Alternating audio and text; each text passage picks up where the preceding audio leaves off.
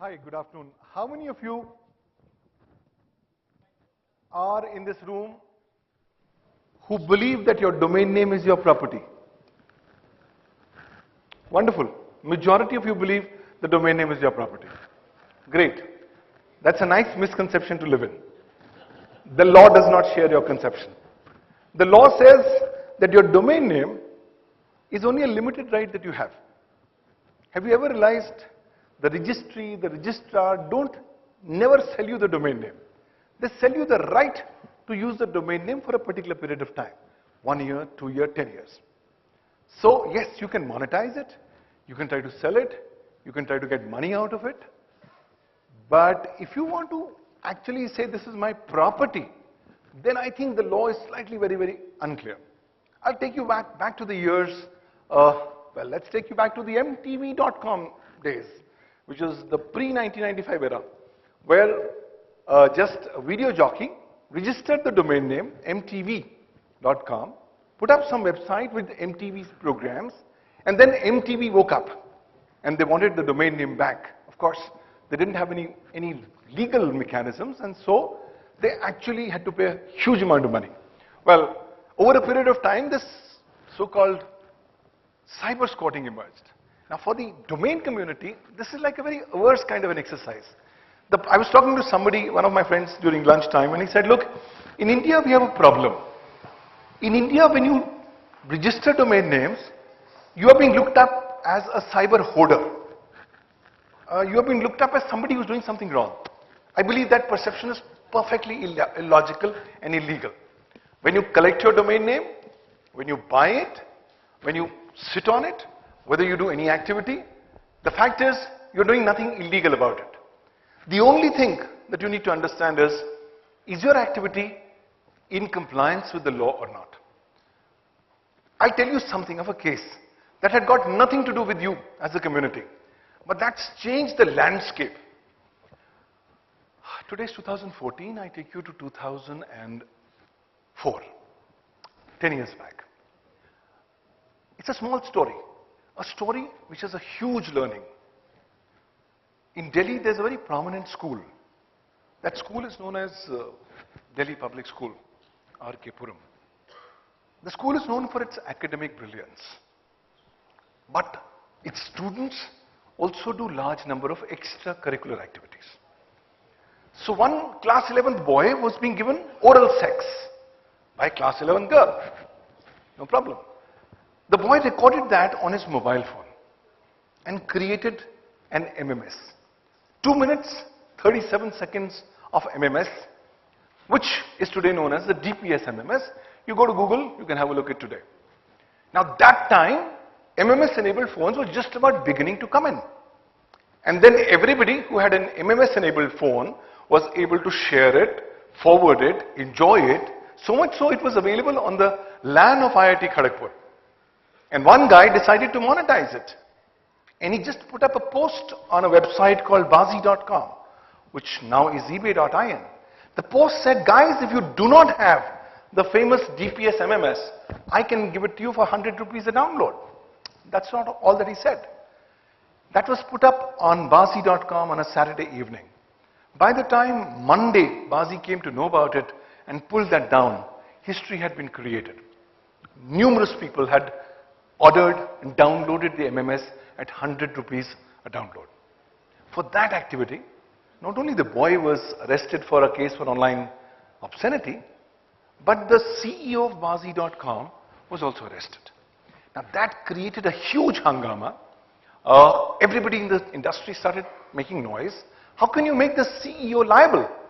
Well, that was fine. And then the government went into various deliberations, came up with various committees, and finally they amended the law. So while you were all busy in your domain activities, in 2008, after the 26/11 Mumbai attacks, the government amended the law and then came up with a magical concept. Well, the government called it magical. I think it's one of the most comprehensive concepts that's come up, and I think that's one concept that you need to know. They came up with a concept known as an intermediary. An intermediary? The first question that's going into your mind is, how are we as domainers got to do with intermediaries? We are not intermediaries. Okay? Anyone in the audience? What's an intermediary?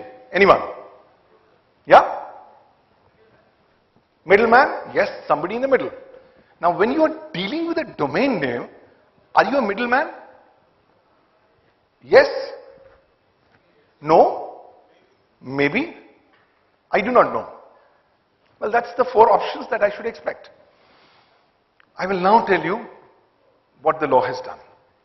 The law has come up with a huge definition, and the definition says, this is section 21W of the Indian Information Technology Act. Intermediary with respect to any particular electronic record means any person who, on behalf of another person, receives, stores, or transmits any particular electronic record, or provides any service with respect to that record, and includes telecom service providers, internet service providers, network service providers, online auction portals, online payment sites, cyber cafes, online search engines, marketplaces. So it's a huge gamut. Now I want to ask you, when you deal with domains, are you providing a service on the network? There are 2 ways to deal with domains. You can register a domain and forget about it and wait on to get the right buyer. The second way is to put up a website on top of it. And that's increasingly something that a lot of domainers are now today doing. Why? Because all kinds of legal claims are coming up. Somebody has eyed your domain name. They don't want to pay you your money, but yet they want to get this domain name back from you. And how best to get it? Except to go under the legal process. How do you do that? If it's a .com or a generic top-level domain, there's a policy known as the Uniform Domain Name Dispute Resolution Policy of the Internet Corporation for Assigned Names and Numbers. It became effective in December 1999. Very effective. Thousands of domain names register, which have been transferred. And very, very, very simple. If you are in India, if you're registering a .in domain name, you have something known as the .in Dispute Resolution Policy, or the .in DRP, which is substantially based on the UDRP. Broadly speaking, what do these policies say? They say you'll have to prove 3 things. You'll have to say that the domain name is identical or confusingly similar to a name in which the complainant has rights. Number 2, you will have to show that the person who's registered or the respondent does not have any legitimate rights in the domain name. And the third thing, that the domain name has been registered and is being used in bad faith. If these 3 conditions are fulfilled all together, you can get the said domain name back. So a lot of domain names are being actually taken away. When you look at the statistics, it's more than 80%. 80% of the times, the complainants get these domain names back. So when you are in the domain sector, you realize, gosh, it's we who are going to do all the effort. We are going to do all the creativity. We will look for the right domain name. We will register it. And somebody else comes through the legal route and gets the domain name out. Isn't that tragic? Well, that's there, but then, good, bad, or worse, that's the law of the land. More significantly, coming back to intermediaries, when you are registering a domain name, you become an intermediary under the law, because you get covered under the parameters of section 21W. When you put up a website on the domain name, you become a network service provider, and you also become an intermediary. Okay, you will say, okay, let's take it for granted, I'm an intermediary. The next question that's coming in your mind is, so what? What happens? Well, nothing except 2 things. Number 1, the law says you will have to exercise due diligence while you discharge your obligations under the law. And number 2, you will have to ensure compliance with the Indian IT Act, rules and regulations made thereunder. Now you will say, I'm a domainier, I'm into the domain business, what have I got to do with the IT Act? Great question. But I think that's where a slight correction of perception has to take place. Today in India, and you all are in India, if you're dealing with domain names, the law does not recognize domain names. In fact, when you read, even with a microscope, the wordings of the Information Technology Act and rules and regulations made thereunder, you realize that the word domain name is itself not found anywhere in the law. Okay, so what does the law look at domain names for?